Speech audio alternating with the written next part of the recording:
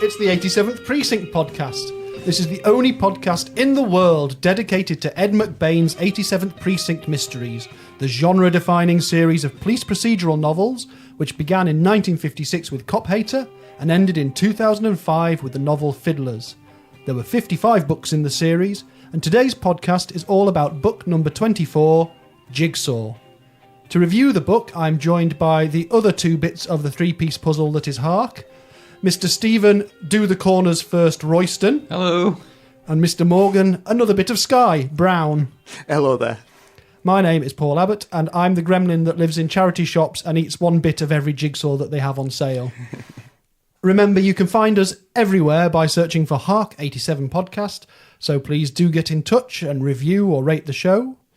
But now we're entering a new decade. It's 1970. So let's get stuck into the usual contextual chatter. Ooh. So here we go. Yeah, new decade. What will turn up in 1970, 1971, and so on? Who knows? Well, we'll all learn together, won't we? We will. So for listeners new to the show who'd start at this one, I don't think anyone would. We do like to talk about... If you hit the 60s and the 50s, you might. Skip all that stuff. You've been waiting for Jigsaw. If you refuse to get involved, this might be the first one. It could be. Yeah. Well, we like to look at the things going on in the charts and in politics and infrastructure. And I like to frame all it... the juicy... all the best bits. And I do like to frame it in the form of a very badly planned quiz where I then have to edit out loads of pauses afterwards. So what I'm going to do, though, I'm going to give you a choice this time, fellas. So A or B, kind of. Well, do you want to do the top albums in the UK for the music thing, or do you want to do the top singles in America? Albums in the UK. Would be my vote. Okay. Yeah, okay, go on then. We'll have a go at that. Not that I know the answer. We might do the singles in the Let's do bonus them both. episode. Yeah, I'd like to, if we can dip into that too, because We'll I'm kind of do that curious in the now. bonus episode. Splendid. Well, let's do that. I'm not that bothered. Well, it's albums now, because Yeah. we've been trailing the notion of doing albums. I've been An album advocate. I have, yeah. So what do you think? I've got the top 10 albums of 1970. I'm going to say Bridge Over Troubled Water. He's right, straight there, number one with a bullet. Yeah. I knew I went for the wrong one. Would Led Zeppelin 2. Led Zeppelin 2 is at number 2. Get in Hey, there. This is the Good most guess, haven't efficient we? one we've ever done. Number 3. Oh, imagine we get number 3. I bet you will. You bet we won't. Yeah, that wasn't a clue. What would The Who be doing in the 80s? No. Oh, Live at Leeds? No. No. Oh. You fool. Your run has broken. They did release it, but I don't think it would have been one of the top albums. But yeah. Yeah. I'll give you a little clue here. There's at least 2 original film soundtracks. Oh, there always is, isn't there? 1970. Were there big musicals in 1970? Are they musical or like... There's are one they? musical and one film soundtrack. Mm. They're quite different. You wouldn't get the two confused if you'd gone into the cinema to watch one, you'd and accidentally gone in the other. That'd be interesting. Number 3 was the soundtrack to Easy Rider. Oh, of course. There you go. But number 4 was the soundtrack to Paint Your Wagon. Right. They're quite different films. Fairly different, one might say, yes. So, I mean, there's 6 left you haven't guessed. Are they very gettable, are There's they? at least 2 that are very gettable and will not appear again. Well, So, Beatles? Yeah. Yeah. Let It Be. Let It Be. And there can only be one more, really, at the time. Abbey Road? Abbey Road, yeah. So basically, Abbey Road and Let It Be are both in the top 10 of the Splendid. albums of 1970. And I will fill in the gaps for Sort you. of Stones album. Let It Bleed? No. No, they're not there. 69, Deep Purple. anyway. I was going to say Deep Purple. In Rock? Deep Purple in Rock. I was going to Marvellous. say, yeah. And my mind wandered. Yeah. But did it wander as far as Motown Chartbusters Volume 3? No, I wouldn't Oh, have it's a done good one, that, I think. Is that the one with the silver cover? The sort of radiating silver bands I thing. think so. It might be, and I think I probably got my mum's copy of that. Or it might be the one with the sort of foil kind of blue, silver and red. It's a good one anyway. Yeah. In Court of the Crimson King was at number 1 for 30 weeks. Well, Wasn't really. the other one was Andy Williams' Greatest Hits and McCartney by Paul McCartney. So there you go. The dissolution of the Beatles fully happened in this year anyway. Let's move on from that. Let's do a bit of film and TV. What was going on? Let's just get it out the way, Steve-O. There's 2 carry-on films. I'm sorry, everyone. These carry-on things are just at these though. And we've had camping now as well. Yeah. I don't know. Have we had At Your Convenience yet, or is? I think we might have been past that. We might have already gone past that. See, I have seen very few carry-on films, as my ability to answer these questions clearly shows. Well, I'll put Carry On. Oh, here we go. No. Carry On, no. Carry On, Form of Doctor No. Japanese. Carry On Spying. There's not there, no. That was an earlier one. Carry On Up the Khyber. No, That was but it was later up something. Up your trousers. Carry on up your trousers. Carry on up your ladder. Carry on up Up the junction. up the junction. That's almost it. Carry on up the duff. No, well, I liked what you were doing there with the sort of gritty realism kitchen sink. Yeah. Carry on up the jungle. Ken Loach directed Carry On film. Carry on up the duff. Carry On up the where? The jungle. Yeah. I've not heard of that one. It's Can I? a Frankie Howard one, I think. I don't remember it being very good. Really? And Carry On Loving, which I think is the dating agency one, which is a bit better. Definitely not heard of that one. Those 2 have both completely passed me by. Yeah. Well, I think you'll manage to live happy lives. Probably. All right, anything else? So, should we have some horror films? Go on then. Let's do The Hammer. What would have been 1970? Dracula has risen from the Taste the Blood of Dracula. He corrected himself and he did it right. Taste the Blood of Dracula. And another Dracula. Dracula, Scars of Dracula. Scars of Dracula. There's some successes today. This is quite good. All right. That's a good one as well, actually. And then you have the Vampire Lovers. Oh, yeah. That's as many a teenage boy has watched. That's an excellent film. And When Diana Dawes Ruled the Earth. That's also very good. Of course, other films that were out in that year was The Beast in the Cellar, which was a film we bought a version of in the old flea market in Liverpool. I forgot the name of the bloody place. Did. We ended up using it because we could never get it to play because it wasn't the right. Because we bought an 8mm film randomly off the shelf in a flea market. And it didn't work, did it? On my projector that electrocutes you if you touch the metal casing. Well, we still used it, you just have to be careful. It was fun hanging out with us at university, wasn't it? Was, yeah. Dangerous electrical equipment and horror films. There was also Let It Be came out in terms of Beatles things. One of my favourite 60s curiosities, The Rise and Rise of Michael Rimmer. Oh, yeah. The Peter Cook film, where his entire lack of acting ability plays to his favour in that. And the top UK film in 1970 was Ryan's Daughter, which I've never seen. No, right. That's, what's its name, isn't it? David Lean. Something like that. In America, Love Story was the top film. Ugh. And there was also the film Airport, so one of the disaster ones, I think, isn't it? The film of MASH. And the best picture was Patton, for which George C. Scott declined an Oscar. He did, yeah. And on TV in America, see, we'll never have seen this, but we'll know this from Futurama and working backwards. All My Children starts on TV. All My Circuits. Yeah. Excellent. My ironing board that looks like Calculon is currently stashed down the side of the fridge. See. And for our Australian friends, well... Neighbours didn't start in 1970. No, but Skippy the Bush Kangaroo ended. Oh, sad days. Yeah, but it just started going around the world then. So it became the global phenomenon of animal rescuing people Wonder TV when series. Gentle Ben started.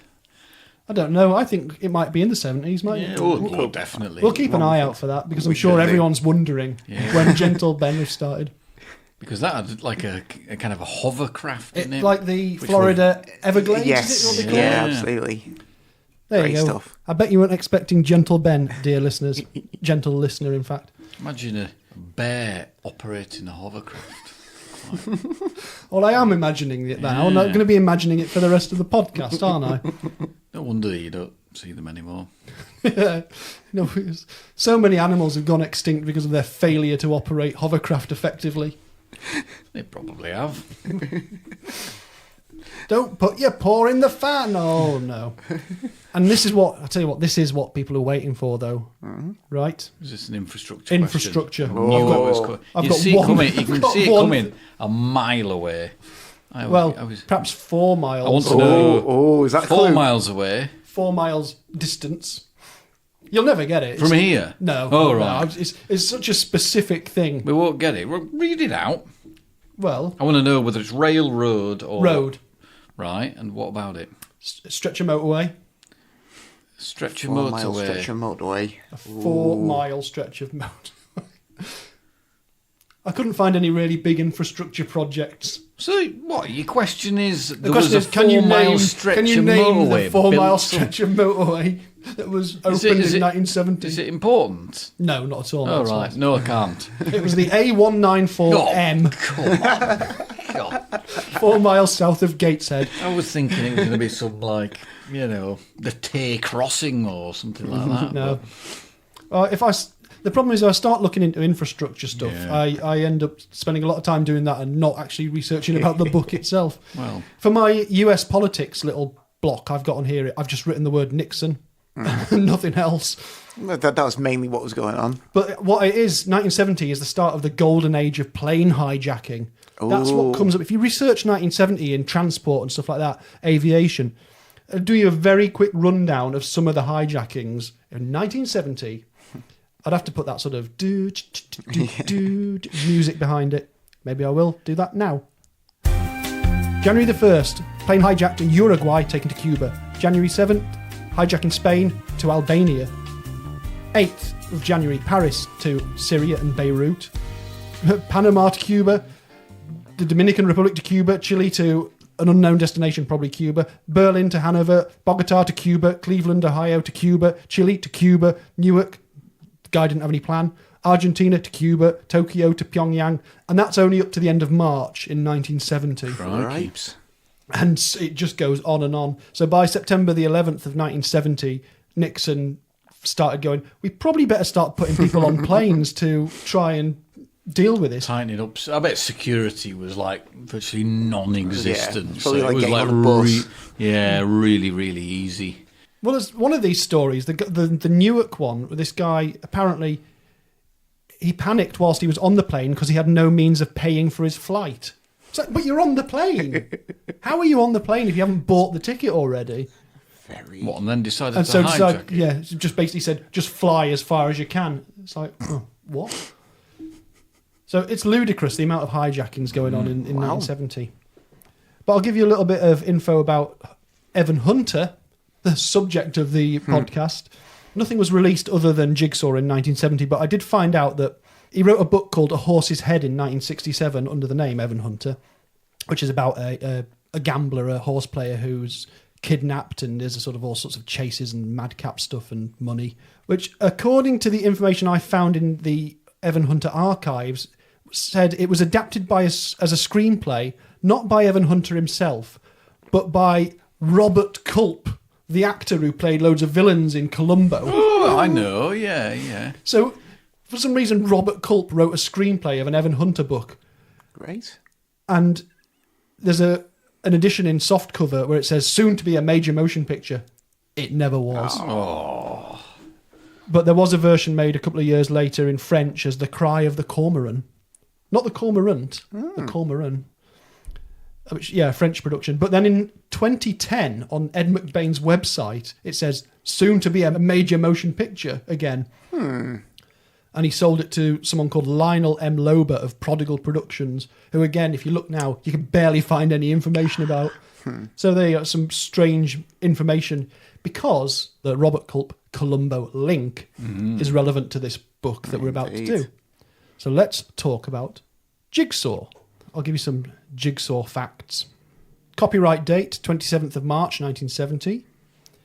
Hardback release was Doubleday in America, UK, Hamish Hamilton still. US paperback was Signet, and the UK paperback was Pan, as most of the ones we're looking at for a while are. It's 24th in the series, and it was published, like the last book we looked at, Shotgun, it did appear in shortened form in Star Weekly in Toronto. Sadly, this time I haven't got the cover of it. I couldn't find a copy of the cover of it, so we don't know if it's as bizarre as the newspaper version of Shotgun from the last episode. Is that why they say not for sale in Canada? Because it might have impinged on No, the I think rights that's most books published in the UK you can't sell in Canada. I do not know why. It was adapted a couple of times, this. Once as one of those Czech films that we've talked about before. Oh, Those right. really slow... The terrible music. Yeah, all the way through. Yeah. Rushing out to watch that. Well, perhaps you'd rush out to watch Season 12, Episode 3 of Columbo, known as Columbo Undercover. It's not a well-thought-of Columbo episode. It veers so far from the Columbo formula because Columbo goes undercover. Columbo doesn't go undercover. Right. So it does feature Detective Sergeant in the Columbo, Arthur Brown, who's the main character in the book. He sort of is Columbo's working with Columbo, who's a lieutenant, isn't he, in the TV series, but Columbo goes undercover, not Arthur Brown. But it's got Ed Begley Jr. in it as Irving Crutch. He's always good, Ed Begley Jr. And the guy that played Arthur Brown was a guy called Harrison Page, who I don't know anything about, but he played a guy called Captain Trunk in a series called Sledgehammer. Oh, that sounds good. I said it like sound that because good. it does have an exclamation mark in it, It'd need one, really, wouldn't it? which I think from the short description I read was about a cop who just basically uses the most violent means necessary to deal with crime. Better than if it had a question mark. Sledgehammer? Who left this sledgehammer here? And every week it's just trying to figure out who left a sledgehammer in the room. I'd still watch. But he played the neighbour in the US version of Love Thy Neighbour, which is a British sitcom from the 1970s with not great racial, I was going to say undertones, but it's pretty much overtones, I Yeah. think. Anyway, Of its time. Of its time. Very much. Perhaps like some of the stuff in the book. Indeed. Well, this is true. Other people that were in the Columbo episode, Edward Hibbert played Bramley Khan, and you would know him perhaps from Frasier. He played one of the DJs at the radio station, the slightly camp one called Gil, I think. So people might know him. Geraldine Ferguson was played by Shira Denise, who was Peter Falk's wife, and Tyne Daly was in it as well as one of the other characters.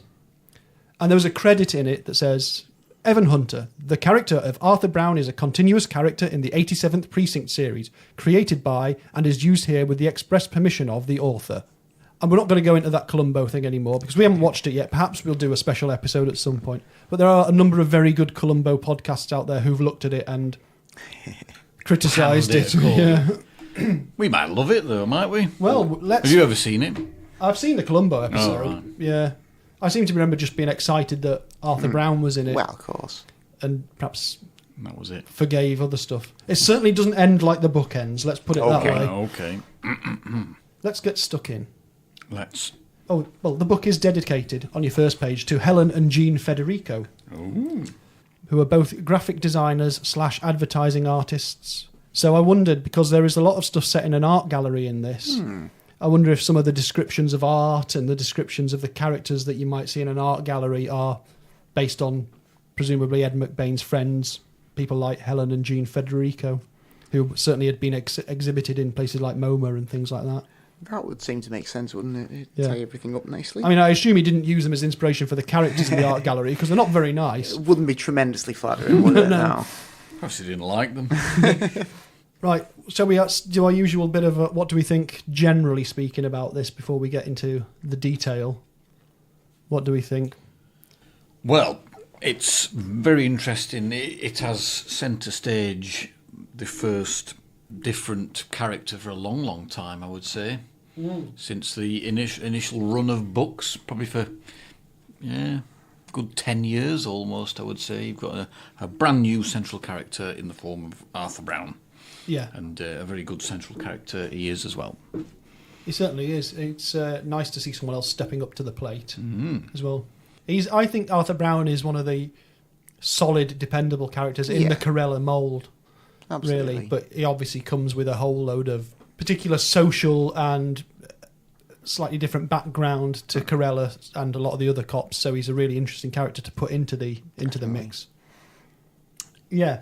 Well, I suppose you've always got a bit of like racial angle with Corella being Italian, but I suppose as you enter the 70s, that's perhaps less topical at that time. I would have thought less so than in the 50s, definitely. I guess so. Although you still get people getting his name wrong because they can't tell the difference between from one Italian name to the next and things like that, which I'm sure is probably a lot of it's drawn from Evan's own experience as well with his Italian family and everything too. Yeah, so a name like Lombino, that's easy to mispronounce or mishear and stuff like that as well. But he's a similar character in that he's got that trait as well. Yeah.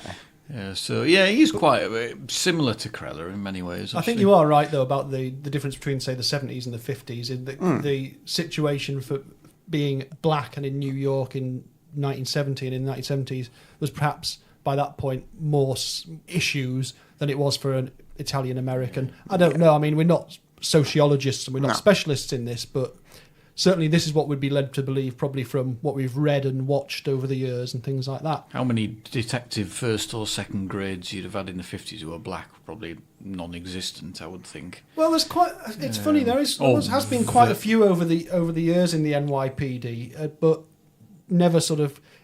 There was always a sort of story attached, and there was a lot of controversy over, or controversy, pick your pronunciation, over different people from different racial backgrounds being promoted and put into different positions, and perhaps not being always put in the place where it's mainly black people or mainly Italian people, things like that. So, yeah, there wouldn't have been masses certainly in the leadership, as it were. No. Yeah. It's a different type of 87th Precinct story as well, isn't it? Because it's a quest. Yeah. It's very linear, the story. It is, and it uses the sort of reproductions of bits of the sort of props, as it were, to kind of directly involve the reader in the quest as well. So you can quest along really, which is pretty fun and involving, I think. We didn't have any prior knowledge of the crime, did we? No. It occurred to me reading it. It was like, well, I've forgotten about this, as I may well have done, but I didn't think so.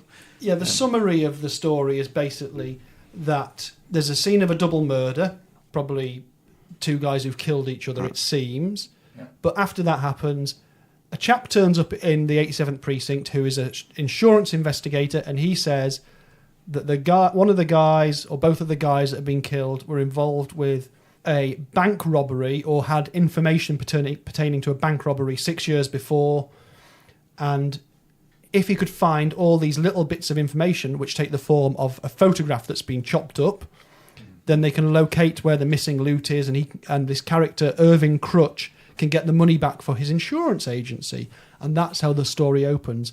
I'm a little bit dubious about the fact that they just went into the office, checked with the lieutenant, and he was like, yeah, work with him, it's fine. This random who's turned up. But it's still in their open file, isn't it? So they do seem quite keen to solve it, really. Perhaps there's just not a lot going on, and they think, let's... Not sure if police departments would work with insurance investigators or not. I'm guessing... they probably did to some extent. Some precedent for that.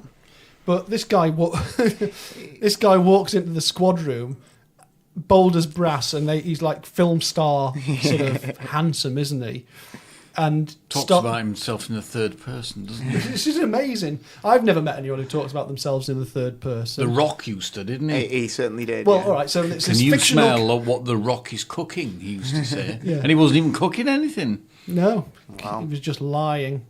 And he's got a great career. This fictional Irving Crutch, he's never been in a single major motion picture. That's true, although he does describe things like he's in a motion picture with fade in.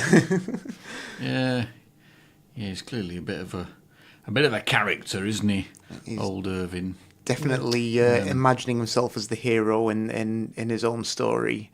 There's a certain irony to that, as we find as we go along. But he's got a bit of paper with half of some names on it, hasn't he? Yeah. And then a bit of the photo, and they found another bit of the photo at the crime scene. So they have two bits of photo, and they don't really show anything whatsoever. They're just like a bit of a blur. So. And then they think the names on the paper relate to people who've got the other bits of the photo. Yeah, they don't necessarily know how many of them there are. And because the two dead people have their names on the list and they're both dead. So therefore it seems logical they start hunting down the rest of these people. Indeed. And the first person they find, Arthur Brown teams up with, doesn't he? He goes deep undercover. Yeah. Starts living in some dodgy... There's a lot of grotty hotels and apartments in this. Certainly are. And then starts investigating, but pretending not to be a policeman, even though everyone thinks he's a policeman. Which is quite funny. They give off the stench of fuzz a mile away. Any of them, really, don't they? All of the cops of the 8-7. I think probably even Andy Parker, who's not in this book at all, but even he, I think people know he's fuzz. Yeah. You see, using that term now because of doing fuzz the other time. Yeah. You know, it's hip now. Well, this character he joins up with, Albert Weinberg, is he called? That's the fella. He's a bit of a character. He's quite a ne'er-do-well, isn't he? He has a bit of a funny relationship, doesn't he, with old Arthur? Because he teams up with him, then he tries to kill him, and then he becomes his best mate, and then he's quite horrible to him, and then they become best buddies, and then he winds up dead. Yeah. So it's a bit of a roller coaster of a. It's quite a big body count in this book, yeah, which is always nice, isn't it, for a story? Well, absolutely. But I think Arthur Brown quite enjoys working undercover, doesn't he? And with old Albert, knocking back the whiskey with old Al. Yeah. Although it's because he's the main character in the book, it's his turn to get knocked unconscious, not Steve Carella's for once. And there's a brilliant little section where he doesn't want to go to the hospital, but Carella insists. Gets him there, and the nurse tries to keep him in hospital by taking away his trousers, which does happen in the Columbo episode. Although I don't think Columbo deals with the nurse in quite the same way Arthur Brown does, with such lascivious scares. Yes. But that's a good system, keeping someone somewhere by merely removing their trousers and not giving them back. I do like that. I mean, there's not a lot, but there's some significant bits of information about Arthur Brown's family background as well, which is quite interesting. So not only does he get centre stage in the story, but we also get to learn a bit more about the conditions in which he grew up, which is why he's familiar with the slums and things like that. And we find out that, for instance, his sister died when she was very young from drugs and a gang. So, although he doesn't say it, it's a bit like that's probably what made him want to be a cop, which is quite nice. It's that little clever McBain drop of information that just fits neatly into the jigsaw of the characters. Yeah, because Arthur Brown does spend a lot of the time musing on how people relate to him as a black man, and in fact doesn't even like the term black, and African American's probably a better term, but he's sort of talking about how it's got quite hip for white people to start using terminology that we certainly wouldn't use, or certainly shouldn't use now, but of course we know it does still go on and it's horrible, but it's really interesting social commentary. Yeah. It does get quite hard to read, I reckon. Yes, there's some bits that to a modern reader and pretty tough to take. When he introduces deliberately racist characters like the art gallery owner who comes along, Geraldine Ferguson, because she's one of the names on the list, and her attitude towards him is just weird. Yeah. It's like, why would you say this stuff to any other human being, especially someone you didn't know? You just go in with your opening gambit of using racial epithets to refer to this person. But she still does that when she's trying to get him into bed as well, which is quite curious. So the list leads them to this art gallery, and so one of the key characters is this Geraldine Ferguson, and they reckon she's got a piece of the picture, but she won't give it up. But her associate, Bramley Khan... Yeah, some quite bad with him as well, isn't there? That is potential sexuality. Yeah, so, we know he's gay because he turns up, they find him in a gay club at some point when they want to question him. But it's one of those strange things, it's a bit of talk about how liberal the city is, but you can't quite tell what attitude McBain's trying to express here. I think it's probably not unusual for the time. That doesn't mean it's easy to read or you have to forgive it by any means. No, indeed. But Yeah, so there's a few challenging things to deal with in this book, really. Yeah, there's certain paragraphs you start and you're like, right, okay. Which is odd, because I think the funny thing with this book is, I'm sure we'll get to this, the whole and the parts are two very different things. There's certain bits of this book I think are absolutely wonderful to read. Yeah. There are other bits that are really quite hard to read. There's a bit, and it is on page... Oh, we'll have the right... We will. Oh, gosh, I'm giving it away. We've all got the same edition. Page 121, they're talking about taking the ferry, the Bethtown ferry, which in the real world would be the Staten Island ferry. Indeed. And it's a couple of paragraphs of them just musing about how beautiful the ferry is, how great it is that you can do this journey. And I mean, I did the Staten Island ferry last year, and it is amazing to look back and see this, the city spread out in front of you. It's free now. It's cheaper than it was in this. Amazing. It was 5 cents in 1970s. It's free now. It's gone down. But it's a really, really evocative thing about something that's part of the life of the city, the lifeblood of that type of place. And it's just nice. Very nice. I like it. Yeah, it's a lovely bit of writing. Stands out. So the quest continues. He keeps looking for all these bits and pieces, and people keep getting killed. They do. Which is a laugh. Not for those being killed, obviously, but... No. But it makes them think it's slightly more than just a quest, or just a little treasure hunt, doesn't? So the cops are a bit like, hang on, we've got all these corpses, we've got all these names, we've got all these bits and pieces of paper that don't quite fit together. Indeed. Let's share the information with Irving Crutch, see if he's come up with anything, shall we? It's funny how when they share the information with Irving Crutch, someone ends up dead every time. Odd that, isn't it? What could that be about? Alibied up to the hilt, though, isn't he? Susie Endicott. I think there's an interesting thing. This guy's alibi is entirely based on the fact that he's just in bed with this girl, and it's almost like he's trying to embarrass them into not looking any further. And she confirms it, and he's sort of right. His alibi is sort of true. And I like the fact they sort of turn the tables on him a little bit at some point when they try to work out where the investigator Irving Crutch is. They wake him up at some stupid time in the morning and make him write out a timetable of where he is. A bit like you might have to do for an insurance claim or a police report or something like that. It's right, the stupid, detailed, slightly, and he writes it slightly sarcastically. Yeah, we had this wine at this place and stuff. Yeah, you can definitely feel his annoyance coming through in the text of the report. Yeah. So what do you reckon about the MacGuffin, the idea of the photo being chopped up as a jigsaw and given... So 4 people did the bank job. They've each given 2 parts to other people. Mm-hmm. So there's 8 bits to find. I mean, 6 years later, would people not have just lost them? Or would they really... Yeah, did they really believe it was... Yeah, because everybody who seems to be given it doesn't... I don't think they ever say that they knew what it was for. They just kind of guess, but so what? Because... Right. The only way that they would need that photo is if, as happened, everyone died.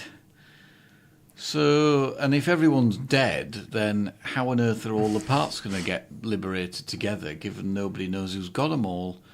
So it does seem... Yeah, the basic system that kind of flawed idea, really. Right from the off, the basic system that the bank robbers have tried to implement to hide this money, perhaps until something cools off, is flawed because it spreads the risk across loads of people. They all die. The people on the list start dying. So who's actually going to be the person... Yeah. Yeah. Basically, the photographs and who's got them only makes sense if everyone's still alive. And if everyone's still alive... They don't need them because they already know where. Yeah.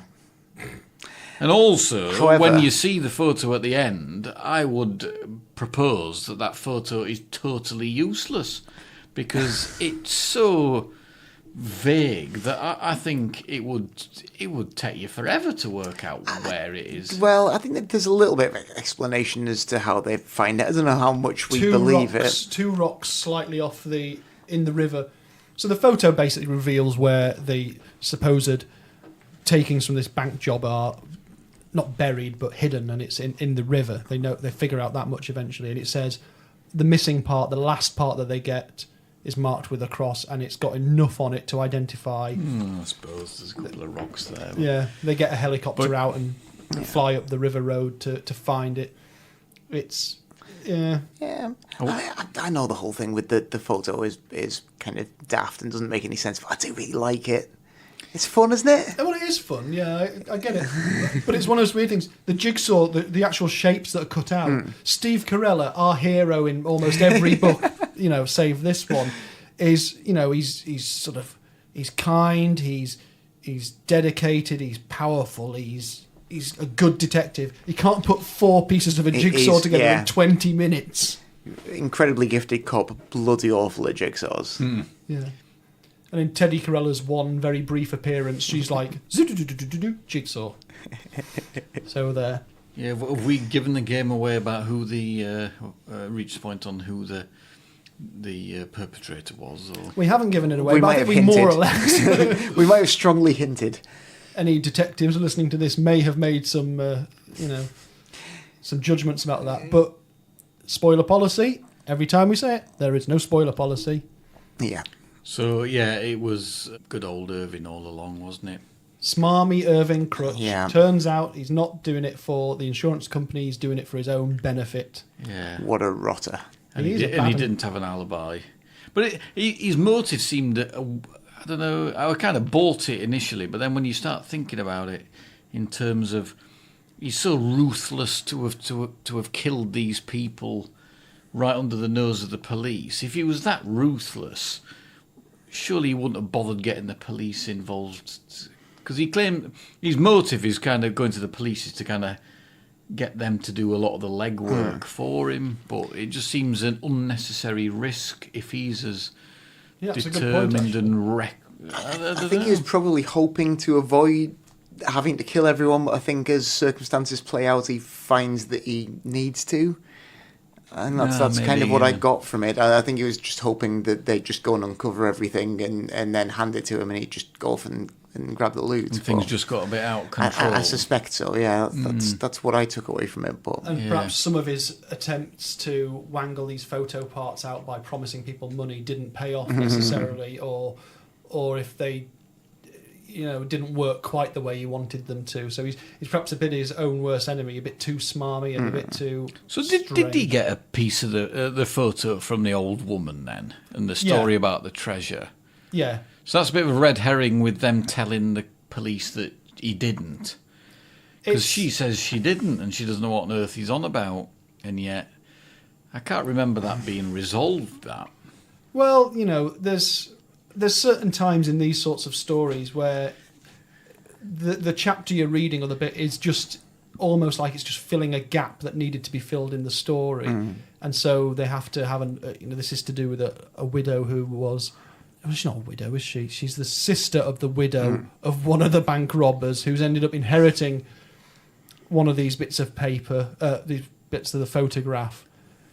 And Irving Crutch said he'd give her $1,000 for it if she gives it to him, I think. Yeah, there's no doubt about. But he hasn't given her the money. But she claims not to have told him that it leads to where treasure is. Well, her version of events brings his into dispute. Yes, and hers is the real story, which is where they start getting Crutch is the liar. Basically, that's where the bells start to ring properly. Yeah. Say that again. So her version is true.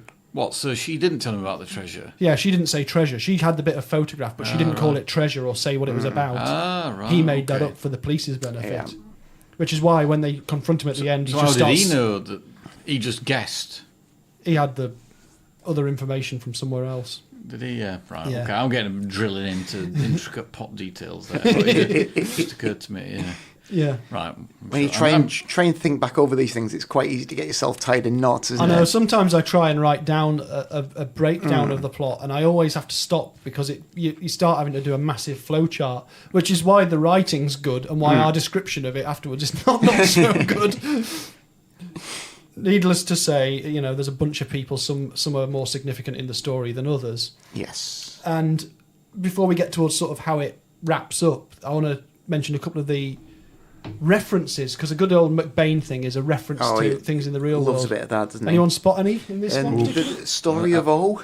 Did you find anything out about the story of O? Just very briefly. Tell us about the story of O, Morgan, in clear and precise detail. Sounds very rude. It does sound very rude. So when they're looking in the gallery for the piece of the photograph, they come across a hardback copy of the story of O. So I don't know if this was in the news in 1970, but certainly it had been published in the mid-50s, which was an erotic novel, but seems pretty damn racy for an erotic novel. It's quite saucy, I believe, yeah. Well, I've just read the Wikipedia thing because I'm frightened if I read any more that me glasses will smash.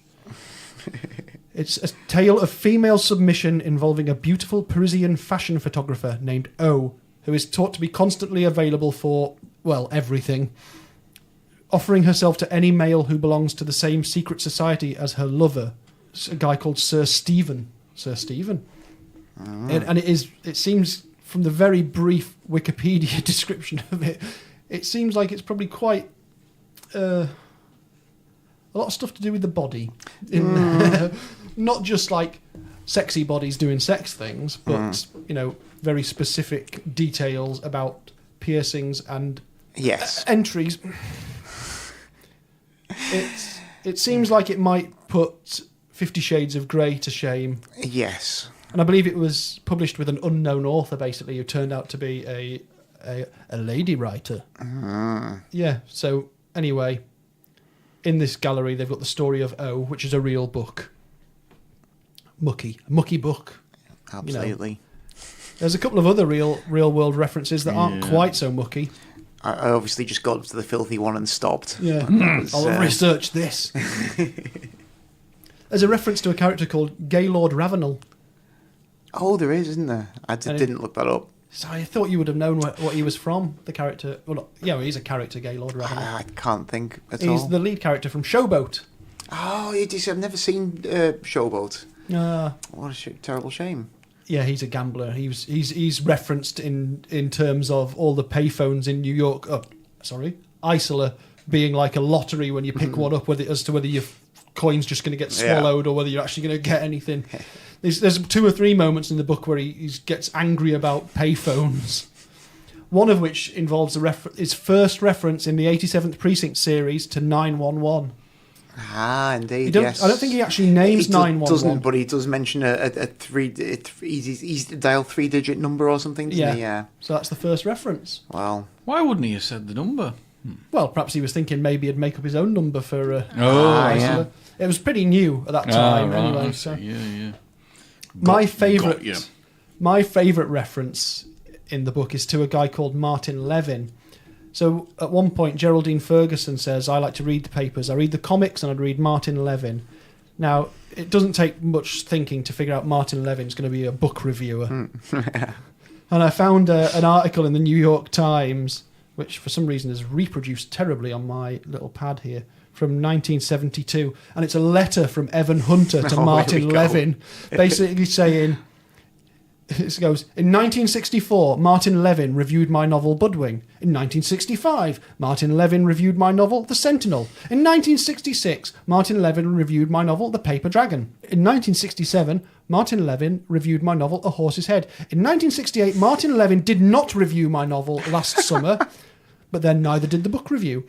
And then he goes through and he's talking about his new book at the time called Every Little Crook and Nanny, which features a character who keeps talking about Martin Levin, and he's basically saying, he ends it up saying, listen, none of us wants to break with time-honoured tradition. I'm writing, in fact, only to tell you that I'm now working on yet another novel, and I want to make certain that Mr. Levin won't be too busy to review it when it's published sometime next year. I almost feel we're married, you see, and I wouldn't want him to miss our 6th anniversary.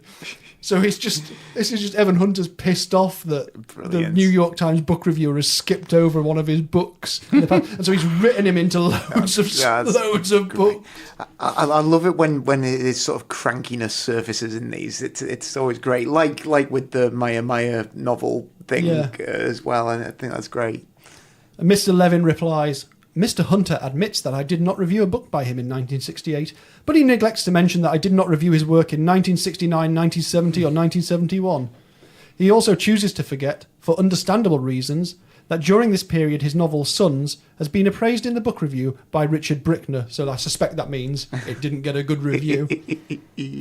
And he says, the fact that my reviews are quoted in your correspondent's new novel is hardly... Well, he's replying to the editor of the Times. In Evan Hunter's new novel is hardly a reason for disqualifying myself from reviewing them. I am abundantly cited in Webster's Third, yet have no difficulty approaching it with an open mind. It's a very snippy exchange between Evan Hunter and this book reviewer. Brilliant. In the pages of the New York Times. So that was my favourite one in there. That's great. Anyone spot the reference to the birds? Yes, I've forgotten what it was now, but I did at the time. When Cotton Hawes and Maya go to the boutique where Irving Crutch's girlfriend works, and basically refers to the women in there as being like birds. Birds. Not quite in the No. British sense, I don't think. No. More like sort of twittering around like birds. Yeah. And Maya says, I didn't even watch the film. It's like, yeah. He's grumpy Ed McBain writing this book. So there you go, some very interesting references in there. He also does a couple of his other classic things, like he has a sequence with a lawyer that just really annoys all the cops. Needless objections to things. And, you know, those sorts of things. There's a few bits of the old 87th Precinct bingo card in here. The homicide cops. They actually do a little bit of police work in this, don't they? Yeah, they do. They And actually even do some better, things. one of them's grown a moustache. Oh, I love that. Which he's very self-conscious about. So is it Monroe's grown a moustache in this one? So Monaghan and Monroe turn up. 1970s. Yeah, so one of them's grown a moustache and clearly feels sort of really embarrassed. Probably assumed that the other guy was going to grow one as well. And so every time he thinks anyone's looking at it, he takes out his tissue and blows his nose. It's just an interesting development in the story of Monaghan and Monroe, the homicide detectives. Yeah. Monroe's worried because he thinks Monaghan hates it. Monaghan actually really does hate it and just can't stop staring at it. Yeah. It's a strange bit of character information, but I do like it. Tremendous. You are right, though. They do a little bit of work. Monaghan hated Monroe's moustache. He considered it unaesthetic. It embarrassed him. It offended his eye. Unaesthetic. Because it offended his eye, he constantly stared at it. And the more he stared at it, the more often Monroe took out his handkerchief and blew his nose, hiding the moustache. Marvellous. Yeah, there's a lot of that good stuff. We better, before we do our summing up, we probably better talk about how the book ends. It certainly doesn't end this way in Columbo, as I suggested earlier at the top of the podcast. They have to basically crack Crutch's alibi, don't they? Well, they kind of work out that he's the only person who could have possibly done all these things, because he was the only person furnished with knowledge of where they were kind of up to, weren't they? And so they know it's him, but they can't work out how it can be. Because Susie Endicott is sticking to her guns and saying, yes, I was with him at this time. He does seem to have like a kosher alibi, but... So they need to get Susie Endicott to tell the truth or confirm their suspicions. Yeah. And they don't know how they're going to do it, except that she's from Georgia originally. And the assumption is that if you're from Georgia, if you're a sweet little Georgia peach, as I think they refer to her, that you are probably going to be fundamentally racist. Now, I've been to Georgia, and where I've been, it's been a very lovely place, and I've had a lovely time. There are things going on in Georgia to this day that people might consider, certainly legislatively. Is that? Oh, I can't say that properly. That sounded right, I think. I won't try saying it again. There are some things going on in places like Georgia to this very day. It does have a reputation, despite lots and lots of things to recommend it. Here, they're using the notion that she's probably racist to send round Arthur Brown to question her, because she's not met him yet. And so this is where it gets a bit strange, this conclusion. Yeah. What do we think? Yeah, it is strange, really. McBain has it being his idea, doesn't he? Arthur Brown's idea. Well, it's Carella's idea, which I think is it? Yeah, and it's like, is it Hawes who's appalled by it, but then Arthur Brown thinks it's a great idea. Yeah. He I thought it was his idea. Yeah, Carella. Hawes is like, no, don't do it. Don't. That's not. It wasn't my idea, Artie. It's not my idea. And Arthur Brown's like, oh yeah.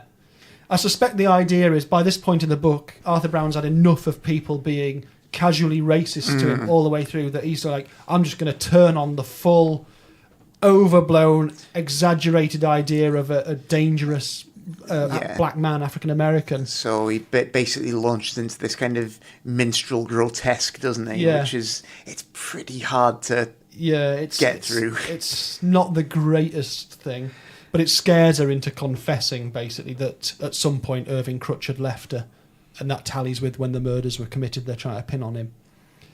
And but the funny thing is, and it is a good funny moment that comes out the back of that, is the moment she's confirmed that, he just instantly goes back to... He goes, well, thanks for that. Cheers. Cheers. Bye-bye. Come on, then. So she's like, what?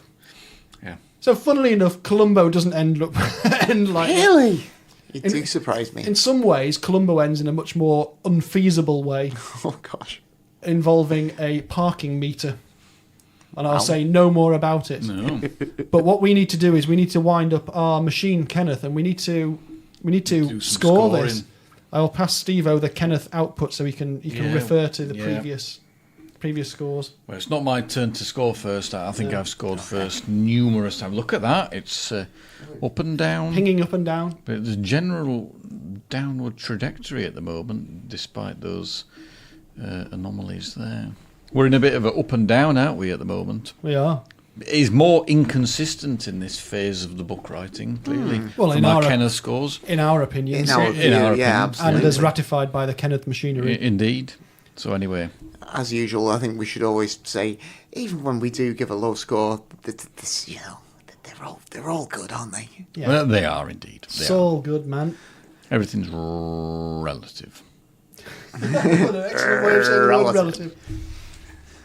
Well, shall I... Do you want to go first? Shall I go first? You very rarely go first. I know. Well, that's the power of the host, you see.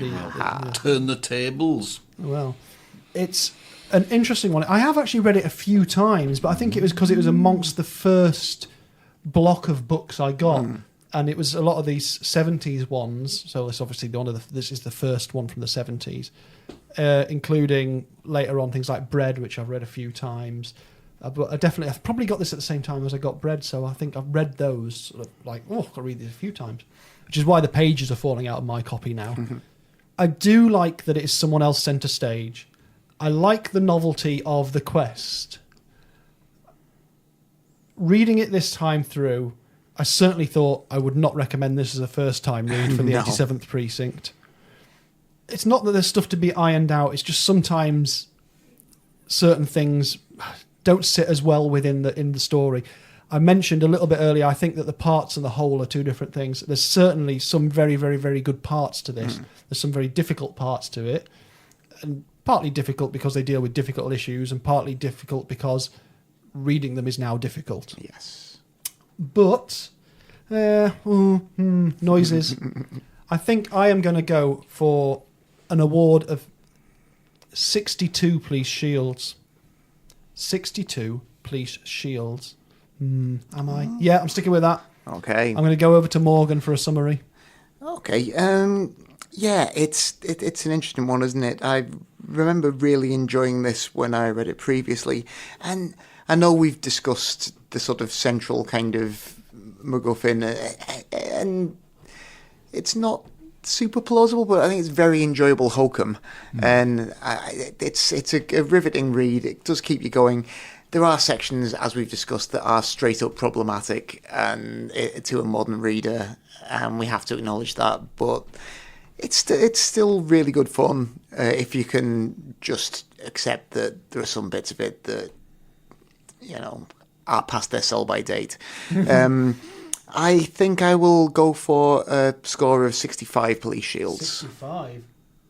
Okay. So, Steve-O.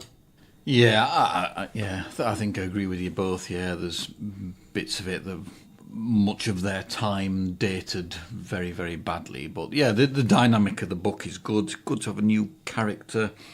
Drives on with a very linear plot. Yeah, no side plots. Rattles along, and reading this a second time, I absolutely kind of flew through it, hence ignoring all the questions you mentioned about various bits and bobs. Yeah, but overall, I think I would order maybe 66 police. 66. Kenneth's whirring away, and he's produced a result of 64 police shields for Jigsaw. That's 64. Seems fair enough, I think. Yeah. Say. So yeah, as you say, it's certainly not one you'd recommend for the first time. You don't let the fact that it is a product of its time think to totally write it off. I think the devotees of the series will find much to enjoy. But if you've just tuned in, maybe have a look at the graph of Kenneth's previous scores and go for one of the ones with the higher score to start things off. Because I suppose overall those bits, and there's not that many of them, but there are a few, do make it read quite dated and not quite as dated as some books that are even older than it in the series, really. Yeah. Mainly because they would have been incredibly topical at the time, and as soon as you bring topical things into and people's attitudes, and not only characters' attitudes, but the author's voice attitude as well. The case in point is that the Arthur Brown language is a bit more the character's views, but when he's describing the art gallery guy, that's a bit more just the author's language. And so that, in a way, was a bit more problematic than the Arthur Brown I thought. Because I thought, well, this isn't a character saying this. This is like... Yeah, the narration. Yeah, but again, that's you're talking nearly 50 years ago. So yeah. Well, I'll just give you very quickly a couple of bits from the reviews from the time. So John Leonard reviewing it in Books of the Times in New York Times. See, people were reviewing stuff he wrote, just not if it had the word Evan Hunter on it. He does say, if McBain telegraphs his punches somewhat, he makes up for it by deft handling of a potentially dangerous foray into racial humour. Deft. Doesn't seem so deft now, but no. At the time... And maybe. Maurice Richardson, our old pal from Crime Ration in The Observer, says it is compulsive all the way. So that it is. Time may not have been so kind to it. But we leave 1970 behind and we march forward into 1971 on the next podcast, where we will be looking at the bumper bonus police story of Hail, Hail, the gang's all here. Ooh. So until then, I'm going to say goodbye, and I suspect Steve-O is. Goodbye. And Morgan. Fare thee well. Goodbye.